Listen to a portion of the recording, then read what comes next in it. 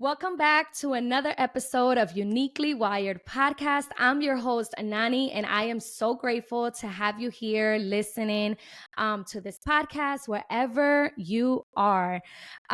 Today, we are diving into really a topic of autism. Now, what? If we had to give it a topic.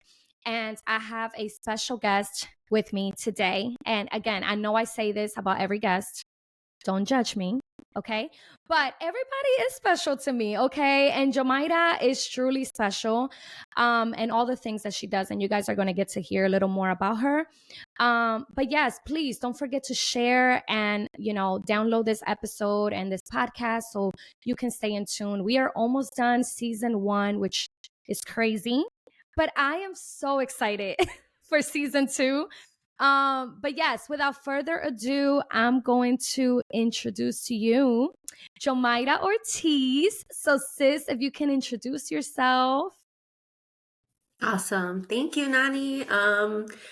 My name is Jomaira Ortiz. I am the founder and executive director of Rooted Hearts Ministries. We are a 501c3 nonprofit rooted here in North Carolina, in Charlotte, more specifically. And we serve families of children who are recently diagnosed within the last 24 months. Recently diagnosed with autism, and providing families and the children with as much wraparound support, resources, education as possible while they're in that transition period between diagnosis and waiting for therapy to start. So that's a little bit about who I am and what we do. Yeah, that's amazing. And you guys, of course, I usually have some questions for my guest speakers, but this time I told Jomaira, I said, listen, we're just going to flow. And just allow God to lead us in this episode and whatever she feels led to share with the family. So she has such a beautiful ministry. She just talked about Rooted Hearts Ministry, and she has impacted so many families and still doing so with this beautiful God-given ministry. And, you have to truly have the passion for this. Am I right? You have to have the passion. Yes. To do such thing, especially when you know it's going to go global. Like families are in need. And you know what? I guess, Jomaira, I can ask you, since we're just flowing and it's going to be a little crazy. How has it been, with you being an autism mom yourself and also providing this to other autism families around the world? Like how has that impacted you? I should say that's a good question. How has that impacted you as an autism mom? Because I know it has to be such a great feeling to be able to do this. So go ahead and dive us in. Yeah. So, as you mentioned, I'm an autism mom. I have a brilliant, beautiful boy. He's 3. He was diagnosed at, thank you. Yes. He was diagnosed at 21 months.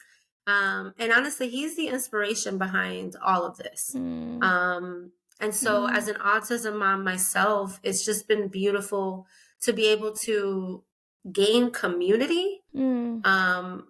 That I didn't even realize I needed, while also helping other caregivers and families to unite and communicate on a different level. There's so many of us out here and we're all needed. Let me just start by saying that. There's so many of us, you and others, that have created community for folks like us to be able to feel seen and included in everyday life.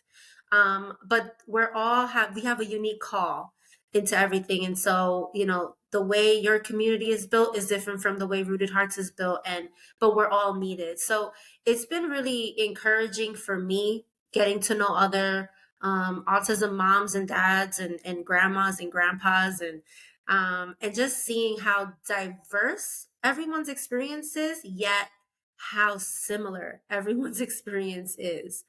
As you mentioned, it is a global ministry. We started in 2022. And I'll say September of 2022, we really didn't get the ball rolling until November. So this month makes a full year since we sent out our first sensory toolbox. Yes, it's It's wild. And it's funny because we were meeting with our board of directors yesterday, which we have an incredible group of people behind this. This is not just Jomaira doing all of this. Thank God. Thank God that that's not the case. But we were reflecting on what we said initially we were going to do. The Lord gave me the vision for the sensory toolbox, and we could talk a little bit more about that later. And I went ahead and, I was disobedient for a little bit. I'm not even going to sit here in front and act like I was like, yes, Lord, let me go run. No, Come no, on, talk about it. no. I sat on it. I questioned. I asked every question in the world, but thank God for grace. So we got there eventually. But we initially said we were going to do 50 toolboxes, and it was going to be to serve the city of Charlotte, which it had been 50 and the city of Charlotte. Wonderful. As of last night, the count is 1,121 sensory toolboxes that we've sent out. What? Yes. Oh So my God. Congrats. That's thank you. huge. Thank you. So we surpassed our goal 22 times. For what we Wow. originally thought, right? And so Yes. the Mm. impact just has been, not to your original question, it hasn't just been for those that we've been able to serve, but for me as a mom, it's so gratifying to know that I'm able to do and we're able to do as a team a little bit to keep to further along the world that my son gets to grow up in. I'm trying to unmute myself. I'm like, oh my gosh. I love that. Like, I'm a giver. So, like, my heart just, it gets overwhelmed with joy and excitement because I think I saw a post and you might have run to something similar, but somebody has shared something like this generation of like, disabled families is so different compared to like back then. And it does break my heart in a sense because I'm like, I do wish sometimes that I was back then so I can be that change, because it does take that one person to stand up and make that change. But the fact that you guys are doing this now, it's like it's never too late. Like as a Christian woman, like the timing of God is so perfect, and it's not when we want it to be. Like we can have our plan set up perfect, beautiful. There's nothing wrong with setting up a plan in the future. That's beautiful. But when you allow God to really lead you, because I'm sure you probably wanted to do a whole different thing, but God was like, nope, this is it. Because that's how he works. Like that's how he works. And I'm just so grateful for you, Jomaira, for doing that. And of course it's helping you as well. And I'm sure your mental health too, because that's huge. And that will be a whole topic within itself. But I'm so proud of you and just of your ministry. And tell us more how, why Rooted Hearts? Like how did that name come about? I love that question. I'm So, I'm asking because in case, well, first of all, I'm curious. Number one, two, I'm sure there are listeners that are possibly interested in knowing. well, I love that question because I think initially when you look at the name, you don't think autism. You probably think a million other things, but you don't think autism, right? And if I'm being completely honest, when the Lord pivoted us to focus on serving other families like ours within the Rooted Hearts brand, I was a little nervous about that because I'm like, there's nothing in it. Like branding 101, marketing 101 tells you like the most successful brands have something embedded with what they do, right? Um, but again, when the Lord is leading, you either get to obey or you get to not obey. That's the free will that we get. But the name, back in 2017, this goes back to 2017, before I was married, before, of course, we had our son. At the time, I was working my full time job. I've had a career of over 15 years in nonprofit. I was in workforce development at the time. And, but I had this really big interest in health and in nutrition. Like, I really wanted to understand root causes for things. I really want to understand why people were getting sick and all these different things. I had been through, gosh, my journey, and I shared a little bit on our Rooted Hearts Ministries, social media about my journey with ulcerative colitis and, autoimmune disease.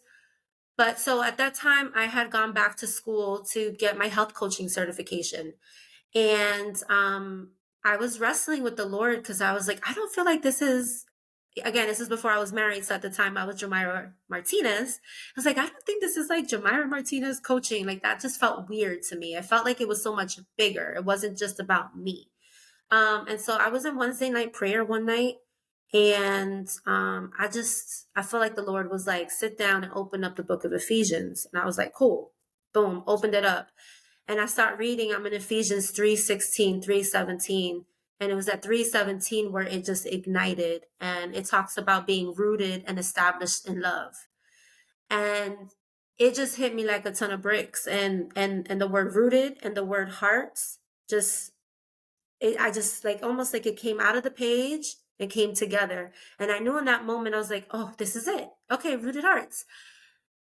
But then I still started my health coaching business, and it was lucrative. I became a Zumba instructor. Like that was my life for about 4 years. But Rooted Hearts didn't come alive until 2020.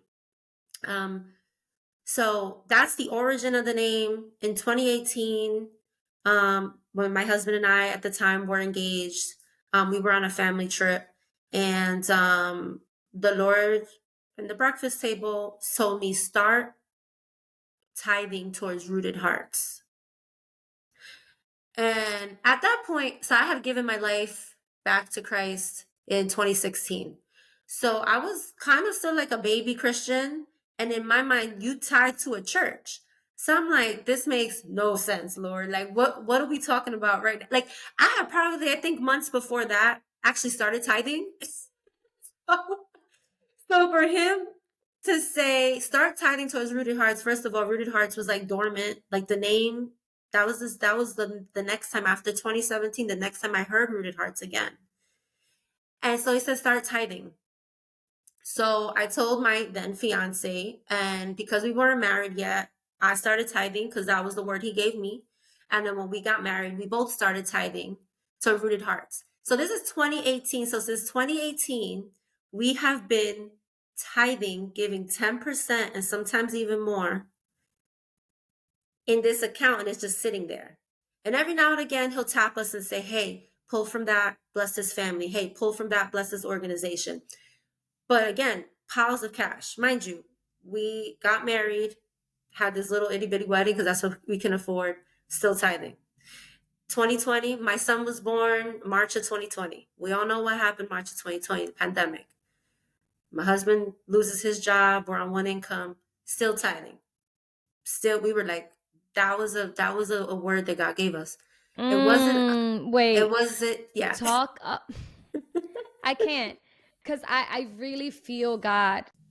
As you're speaking, I really feel the presence of God. And it's just like, it's so funny because we talk about faith, but we don't really live it. Like we don't really practice that. It's like we're so quick to telling people you got to live by faith. You can't, we don't live by sight. But how about when you have to live it and go through it? So the fact that you were just married, you have your child in a whole pandemic. Oh my gosh, I had Jacob literally right before this pandemic even started, which was crazy. And you guys are still giving without even knowing if this is really going to like come out and really happen. So, wow. Keep going because this is good. Yeah, Good. no, it's Pastor Mike Todd talks about crazy faith. He had his book. Like this was our crazy faith moment. Like, and for us, I think the part that I reflect back now and I look at, it felt like normal. Like it now talking about it, I'm like, that's wild. Like what in the world?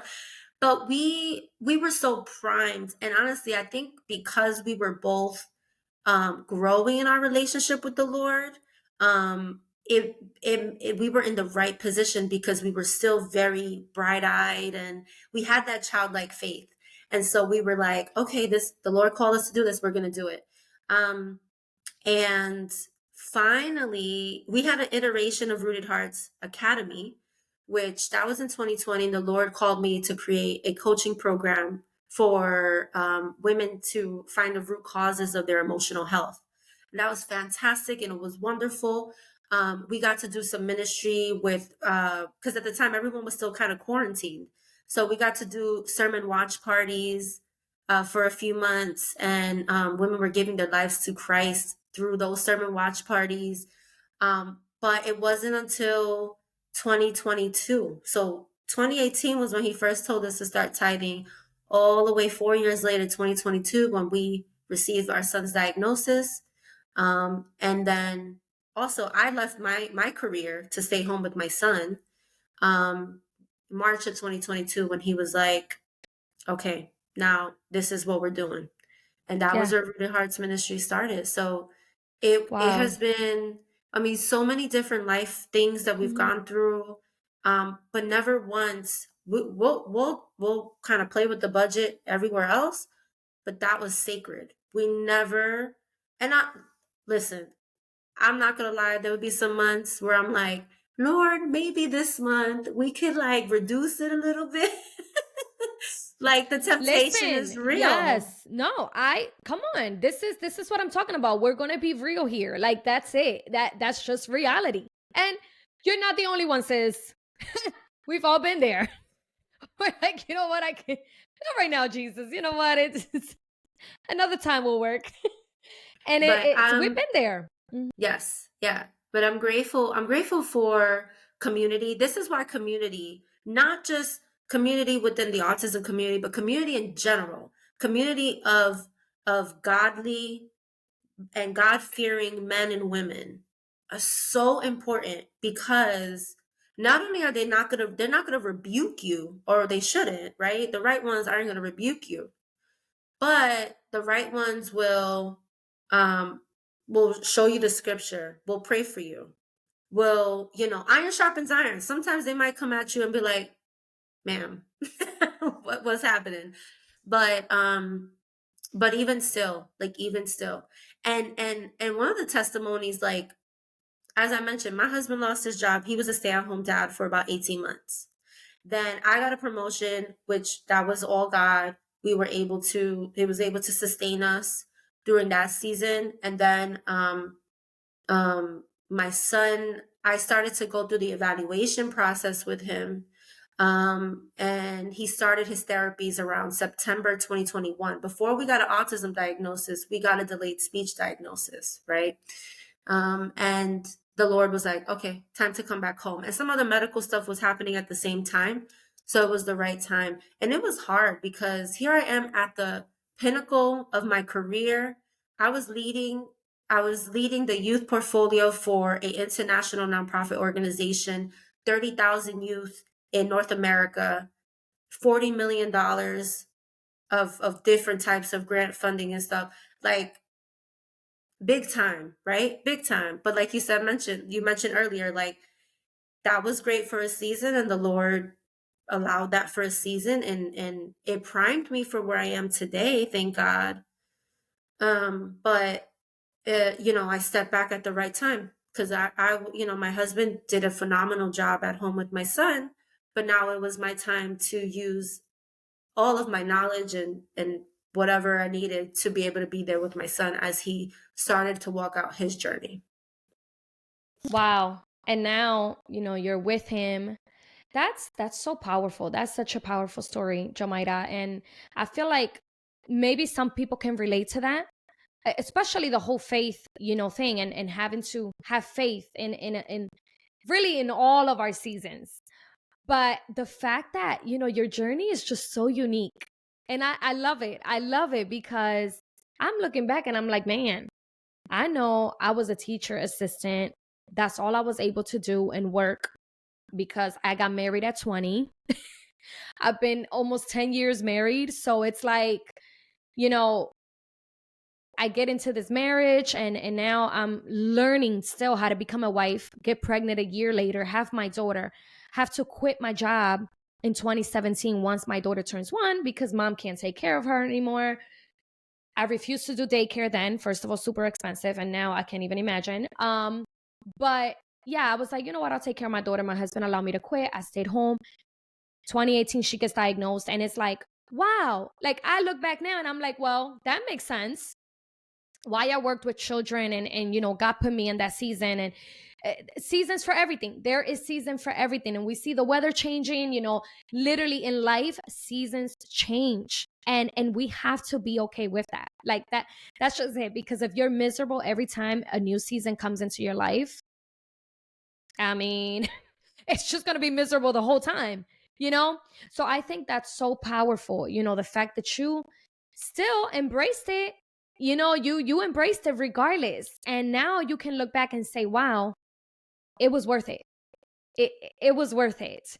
So you get your son's diagnosis, I believe you said, last year, right? 2022. The official autism diagnosis was January 2022. Yep. Okay, so how did you know? Like, what? I guess walk us through that season when you started to notice, that your child was different. Or perhaps did you know what autism was? Did you not know? Just take us through that journey. So it's funny you mentioned about the Lord putting you in a season to be a teacher assistant, because I actually have my master's in social work. So I was able to get my master's degree. And that was where, for me, things really started, just being exposed to what autism is, right? A family member, their son was diagnosed with PDD. At the time, we didn't have the autism spectrum. That came around 2014. I'll be a little nerdy right now, but when the DSM-5 came out, that was when they went from Asperger's, PDD, global developmental delay, and autism, and they grouped them all together. And now we have autism spectrum disorder. So he was diagnosed with PDD, and I can't even think about what that stood for, but anyway, developmental delay, pervasive developmental delay, excuse me. And but he did the humming, the hand flapping, the rocking back and forth. So I started to learn a couple of things.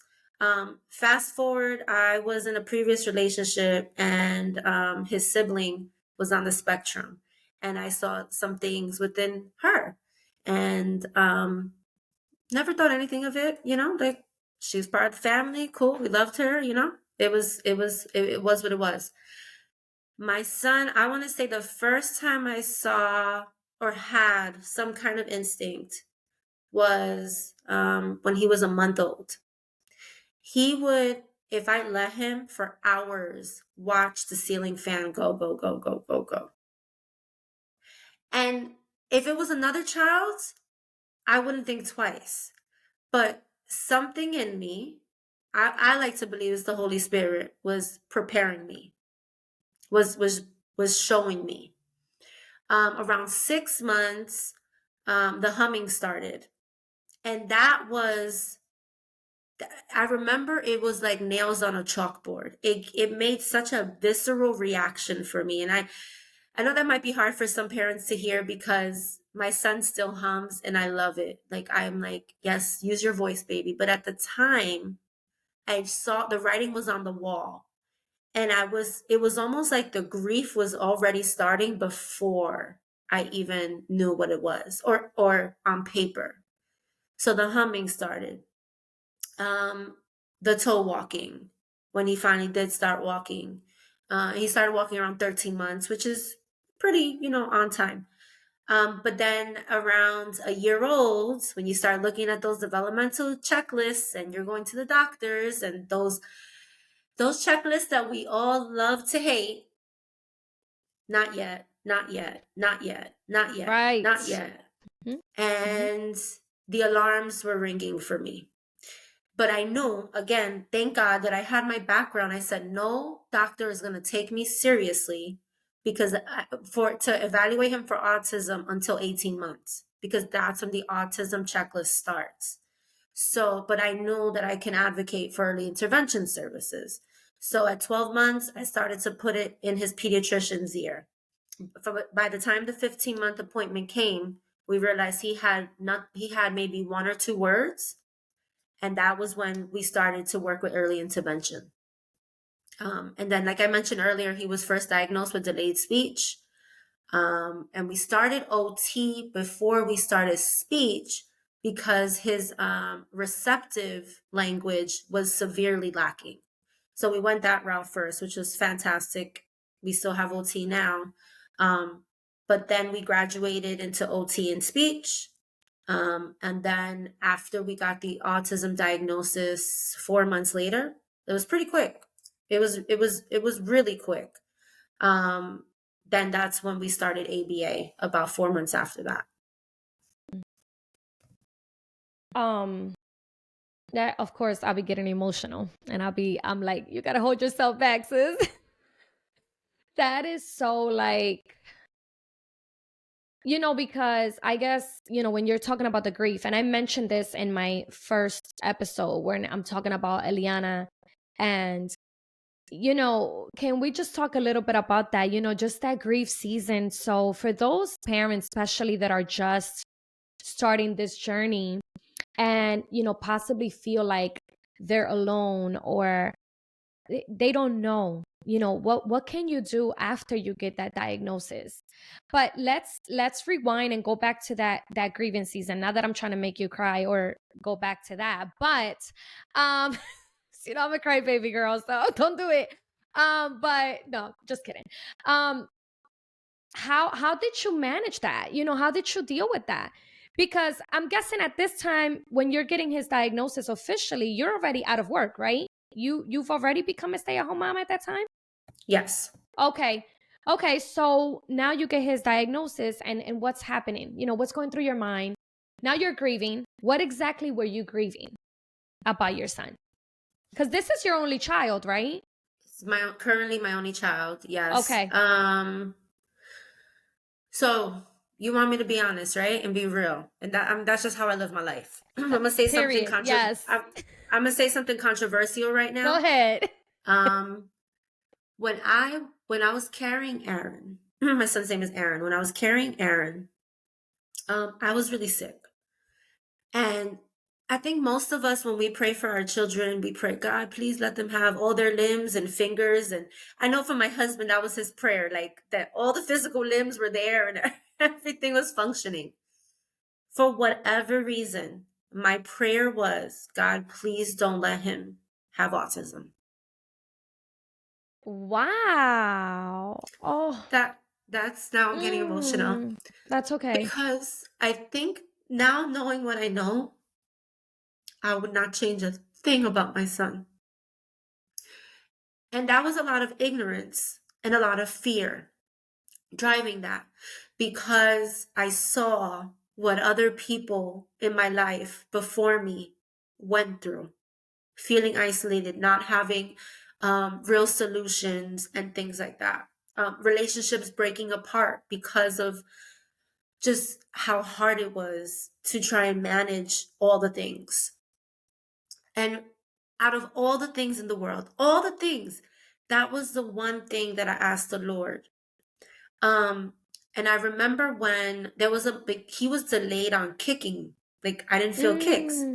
And I didn't feel my first kick until 24 weeks, which some people are like, they feel flutters and things at like 13, 14 weeks. I didn't feel anything, but baby was healthy. Everything was good. And I remember crying out to the Lord, and I was like, is something wrong? Like what's going on? And he told me, and I'm so grateful for my relationship with the Lord. He told me, Aaron is going to do everything on his own time. And at the time, I didn't understand what that meant. I didn't understand. And now, seeing him, it's like, I get it. And even better, on the days that I feel the grief is hitting me, Yeah. and Yeah. I'm sad because I'm thinking about his birthday, but Mm-hmm. realistically, he doesn't get the concept. It's another day for him. Mm-hmm. Or Mm-hmm. It's true. I'm looking at the pile of Christmas gifts from last Christmas still wrapped in his closet because my son Wow. is still playing with his toys from when he was a baby Mm. and he's happy with that. Or Yeah. he plays Mm-hmm. with other things that maybe aren't considered toys, but he's Mm. happy. Mm. Um, Wow. in those moments, Mm. I remember God's promise. Yes. So Yes. he didn't say Aaron's not going to do it. He said he's going to do it in his own time. Right. Mm. But the key thing is that he's going to do it. Mm. And so I have to stay rooted in that promise. And I'm so grateful that he Mm-hmm. gave me that promise, because now, in those moments where the grief wants to hit me, Yeah. where society wants to tell me that my son can't, or even my own Yes. thinking, the enemy will try to Mm-hmm. get to you. The enemy Mm-hmm. knows, based on the one thing I've learned is that the enemy doesn't know your future, only God does. But the enemy will Come use on. the Mm-hmm. past to try and make it look like it's the current present, and then also make it look like it's the future. Right? He's the trickster. We know this about him.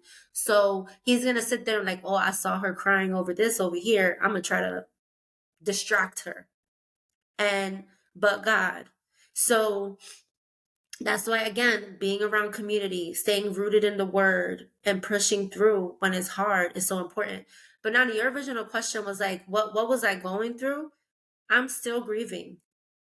The reality is, we're 2 years from when I got the initial diagnosis, and I'm still grieving. But grief is a process, and I think that the older my son gets, and when he goes into different stages and ages of life, there's probably going to be pieces that I'm going to grieve from that.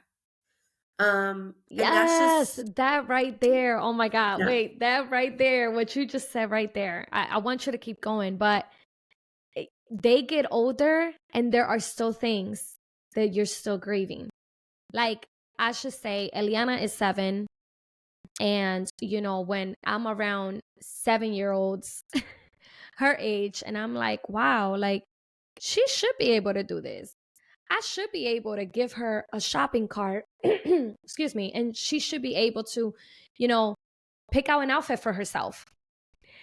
Simple things like that. And when we realize, well, she's not there yet. Okay, I'll say that yet, because I do believe she can get there.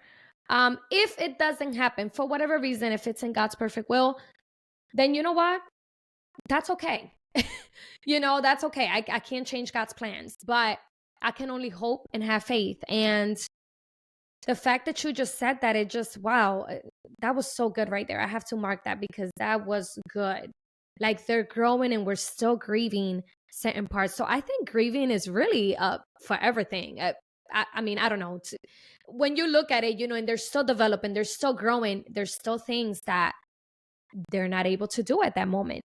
So But I just had to pause you on there because that no, was good. and the thing is, I think that's important, is that grief is a journey, yet I'm finding that my hope grows stronger and stronger the more that I get to know my son, because we're also gaining a relationship with our child and we're learning them as they grow. And I think that a lot of times we put this pressure, and society puts the pressure on us, that we're supposed to know all the things, and we're supposed to, why didn't you do this for your child? Like, how am I supposed to know? There's no, yeah, there's plenty of books, but let's be honest. Like, first of all, I ain't got time to be reading these books out here. God bless if people do. I just don't. And Talk about it, like, because I still be like on chapter 2 when I start books, because I started getting yes, into reading and I'm like, well, you know what? It's there. We'll get to you. it's that's a whole other topic for a Yeah. whole other day. Whole other topic for a whole other day.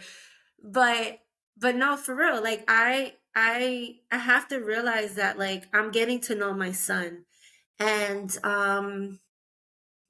just yesterday, he's a very my Spanglish is kicking in. He's very cariñoso. He's very loving. Sometimes that happens. I'm like, I don't know the word in English. He's very loving. He's very Welcome, emotional. welcome to the bilingual world. For real. Just saying. And I'm so grateful for that. Because there's a stigma, right? That autistic children are withdrawn and they don't show love. And like, not at all the case with us, thank God. And I've just been really intentional to squat down and look my son in the eyes and tell him I love him. I love you. I love you. Like, I know he hears me because my son doesn't have to make eye contact to hear me. But I also think that there's so much importance in being able to make that eye contact, whether they make eye contact with you or not. But for you to squat down to where they're at and to say, I love you, you're amazing, you're powerful, you're smart, like giving them those affirmations. And I've been really intentional. And I kid you not, last night, my son is what others would consider nonverbal, non-speaking. I like to say pre-verbal. I like to say limited speaking for now, the power of yet, right? But I could have sworn I heard him try to say the first syllables, I love you. And I was like, that's enough for me. That's enough for me. So and when I tell you I've been squatting down and doing this maybe for 2 weeks now, it's not like I've been doing it since he was born and I'm this like great mom. No. But I've been intentional and something is clicking. It's it's quote unquote working. He's feeling the connection. And that's something like through the work that we're doing with Rooted Hearts, we've a lot of the work is inspired just through my day-to-day life. If I'm being honest, when I was doing this and the Lord gave me the vision for our sensory toolboxes that we send out, I was like, Lord, like autism is a spectrum. Like I literally got a diagnosis last week. I am not an expert. He's like, you're the expert on your son. You're your son's expert. You're not for everyone. Number one, that's the thing that a lot of business owners and people who have big hearts and are givers always go through. Like we think we have to serve the world. And I always say Jesus, not even Jesus was able to at the time when he was on this earth, right? He served within a 3-mile radius. I read yesterday, in the 3 years of his ministry, he walked about 100 miles total in right. So when we think about that, it's like, man, like he really stood within a specific region, but look at the ripple effect, look at the impact, right? We're meant to serve who we're meant to serve. And so for me, that's why we're very intentional. We're serving families who have a recent diagnosis between, you got it yesterday and within the last 2 years. Why? Because that's where we are. And when we grow and when we get to a different stage or when the Lord leads us, then we'll expand our services.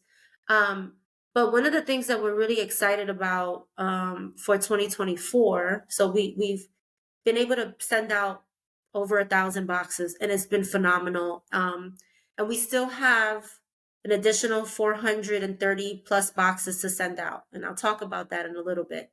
But next year, because we've realized that there is a need not only for community, but for people to feel seen, caregivers to be taken care of a little bit. We're launching I haven't shared this yet. So this is exclusive for you, Nani. Oh, this muting thing drives me crazy. I know. Oh my God. Please. That's why I was like, I did my little dance. Come on, girl. You better spill the tea now. Don't play with me. All right. So for 2024, we are going to get really intentional, more intentional than even we were before. And we are going to be launching group training programs with parents joining for 6 to 8 weeks together. We're going to have guest speakers, and it really is inspired by the workshop that I did in Denver. My child was diagnosed with autism. Now what? 45 minutes was nowhere nearly as enough to be able to cover all the topics. And so what we're going to be doing is little by little peeling that onion of the topics in a 6-week to 8-week span. Oh my I'm God. so excited. I'm so Dude. grateful for what the Lord is doing. Wow. Um, I'm in I have a awe.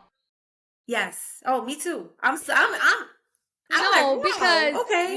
you know I have really good connections even with churches and stuff like that. Like I want to hook you up. I want to make sure I get all the details on this so, I can help you promote and also just send it out to pastors and especially I do my presentation for churches. It's funny because right before we got on the call, I was a little behind because somebody called me. They want me to join their PD meeting with teachers tomorrow on virtual. And I'm like, oh, okay, my kids are off tomorrow for election day, but we can make it work.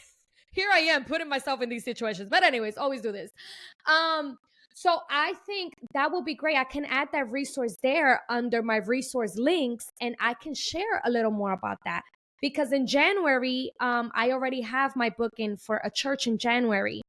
So if you're launching around that time, that will be perfect because churches need this too. Okay. So yeah, and that's a whole other episode too, because that's an Yes. area. So for us with Rooted Hearts, we're not just focused on the child or the caregiver, although that's our primary focus. We're really looking at the ecosystem of that family. So when that child goes out to school, the people that are taking care of them, do they know about autism? When that child goes to the barbershop, when that child goes to the theme park, wherever, their community and the world around them, are those people aware? And church, don't get me on my soapbox about church, but I'll just say this real quick. We know that 80% of individuals with a special needs loved one is currently unchurched. 80%. The divorce rate for marriages with at least one special needs child is 87%. And we as Rooted Hearts have a very loud stance on the fact that the church truly needs to step in. And it's not just because this is a need, although yes, Mm-hmm. it's biblical. Right. It's Right. biblical.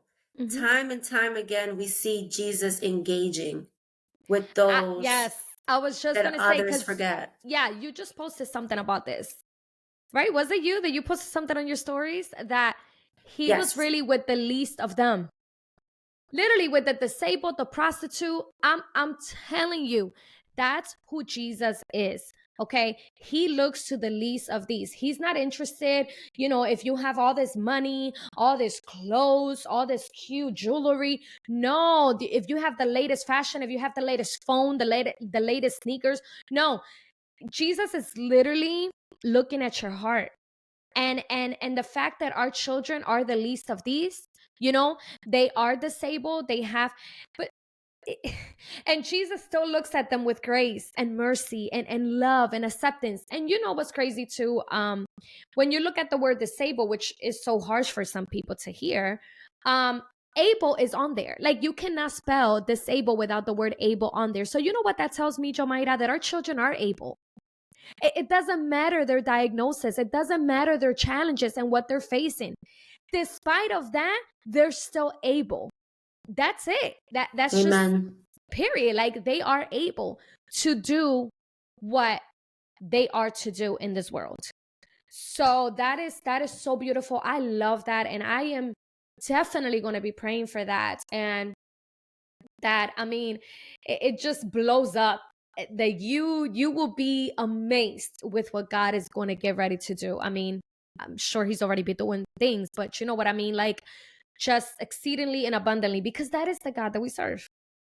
That's it. Amen. Mhm. Amen. And yeah, I mean, I think, moving into 2024, um, being intentional about surrounding ourselves around these families, around these caregivers, I think one of the things that stuck out to me when we were at the Moments of Joy Fest, shout outs to Camille. We love you, girl. Yes, Uh, yes, sis.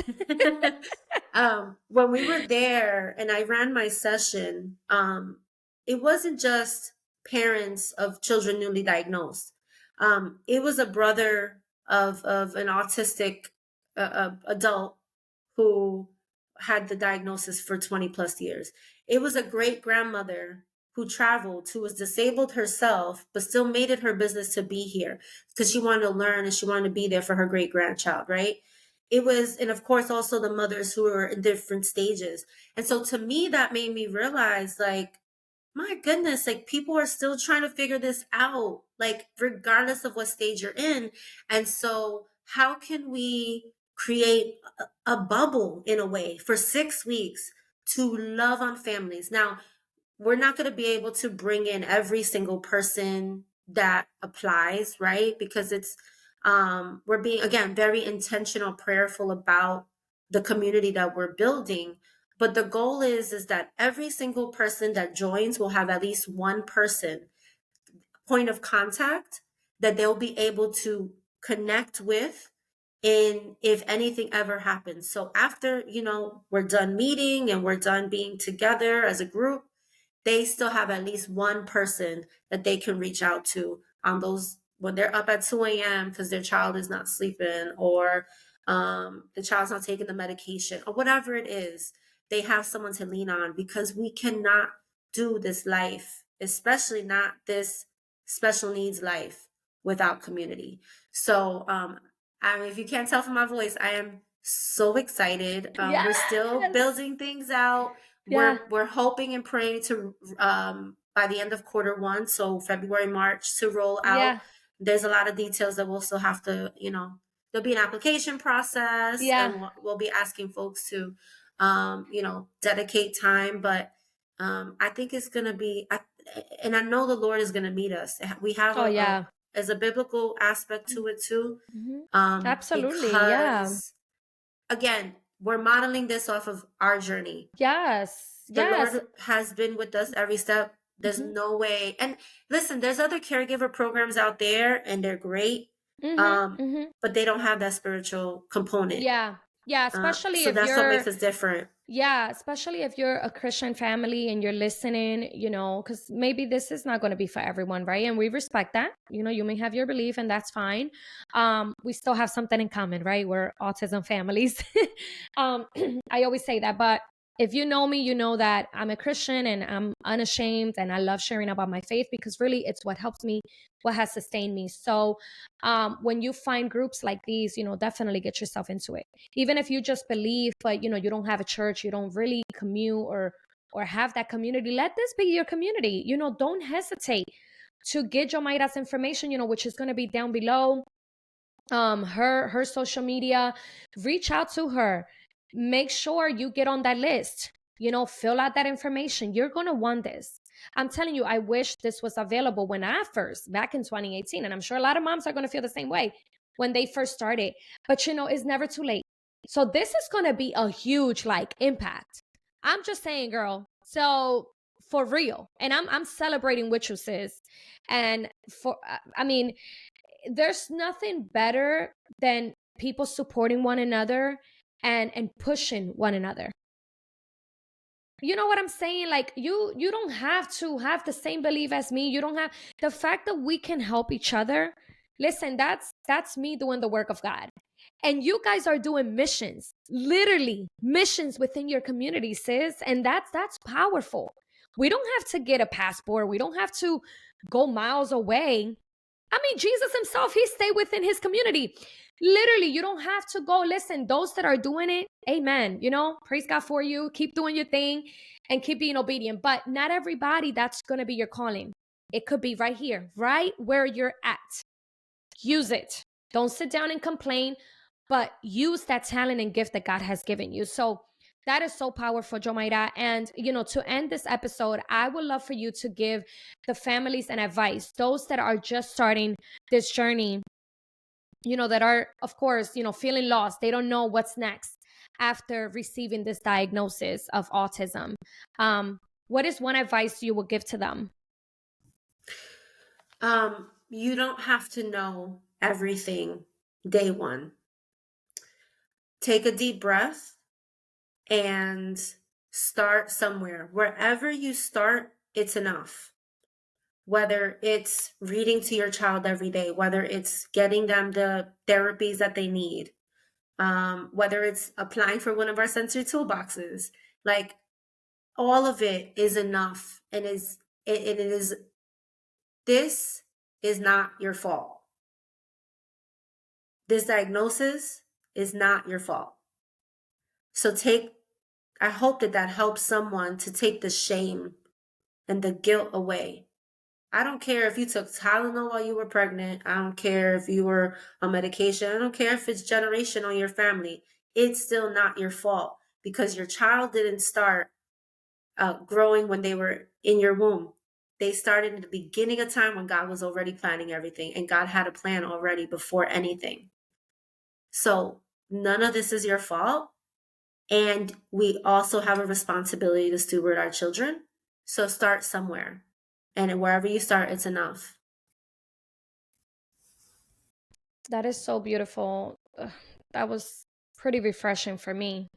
Even though I've been in this, but it's so refreshing to hear. And you know, I want to thank you, Jomaira, for being here, for taking out of your day and your time this morning, and for blessing us, for blessing the listeners. And we pray nothing but blessings for those that are listening, whether you're an educator, a therapist, a parent, a caregiver. We thank you too. We thank you, because if you're here, it's because you want to learn, and you want to make sure that you're being accepting. you know um it sucks that we still go to the public and there's still people giving us stares. There are still people, if my son is stimming very loudly and one of the things that he does is grind his teeth, craziness. People just look at him like, there's something wrong. And at the end of the day, there is nothing wrong with our children. They just process things differently. And we want you to understand that, family that's listening. You are not a burden to your child. You are not a mistake. You are not alone. You were chosen for this specific time. God knew exactly what he was doing. And I know that at the moment, especially if you're just starting this journey, it just looks chaos. It feels crazy. It's so many people, so many content creators, so many, moms changing diets, mom not vaccinating, moms doing this, moms doing that. Okay. That you can become bombarded. You can become overwhelmed. But one thing I'm going to tell you is, which I'm sure Jomaira agrees, you have to do what works for your child. What works for your child? And if that doesn't work, don't stress about it. Take a break if you need to from social media, and take a step back and see what's really working for your child and adjust to that. Because I was just talking to a mom this morning, and she's going through some things with the school as well, and her daughter's, it's completely, limited verbally, and she's noticing the sign language is like her thing. So she's been advocating for the school to provide a sign language translator. And I said, well, you know what? Good for you, because I didn't even think about that, right? Because we can become so consumed with our own children that we don't realize, you know what? There should be sign language translators within the school. They should always be available. And that warmed my heart so much when she shared that with me. I could see her happiness, and I said, wow, I'm so happy for you, Mom. And you have to do what you have to do for your child. What is it that works best for your child to communicate? And that's what you go for. Don't ever stop. And I know that this episode is long compared to my previous episodes, but I feel like, it's a good thing, because we are really trying to encourage you, families. If anything, if you get anything out of this episode, I think we're really trying to uplift you. If you're feeling down and you're feeling like you cannot do this and you were not chosen for your child, I'm here to remind you that you were chosen for your child. So keep that in mind. And yeah, I don't know if you have any last words, Jomaira, that you want to share. Yeah, I just want to we're actually going to be launching a campaign for Giving Tuesday. If you don't know, Giving Tuesday is the Tuesday after Thanksgiving, in which the global community gets to come together and through their generosity give towards all different kinds of causes. And we just hope and pray that those that are listening would consider donating towards Rooted Hearts Ministries. We currently have 434 children and families that are awaiting their sensory toolbox. As you would imagine, it costs about $10. Nani, I know you know this because you know you have your t-shirt business and your apparel. It's about average Yeah. ten Well, dollars for shipping. I would say I no longer have my apparel business, but yes, when I did have it, it takes a lot.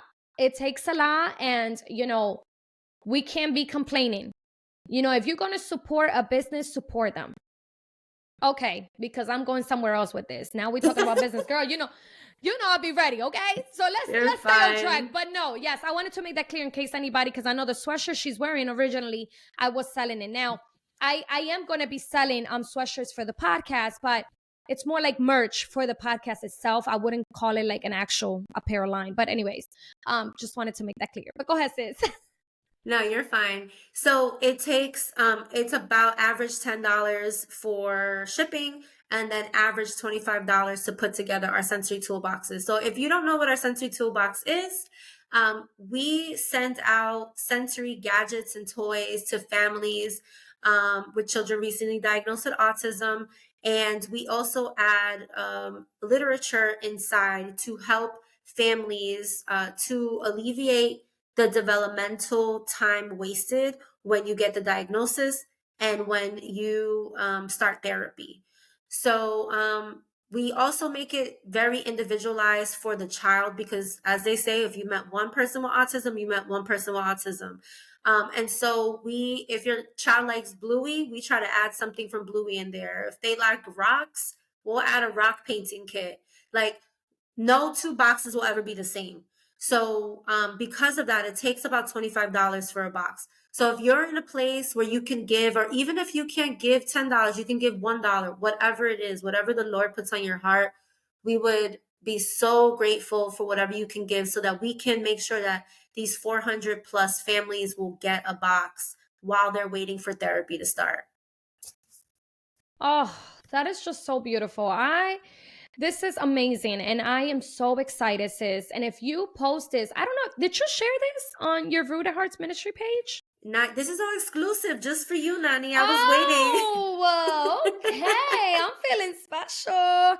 But what I'm gonna do is that if you create a video, talking about this, I would love to share this on my personal page and also on my podcast page, because I think I love sharing, valuable content and things that are going to be helpful for families. So thank you so much for that. Y'all, I'm telling you, she blessed us for real, okay? She dropped the ball, okay? Not even a gem. She dropped an entire ball, okay? I'm just saying. So we have Australia listening. Craziness. I am so grateful for those families, for real, because wow, whole different side of the world.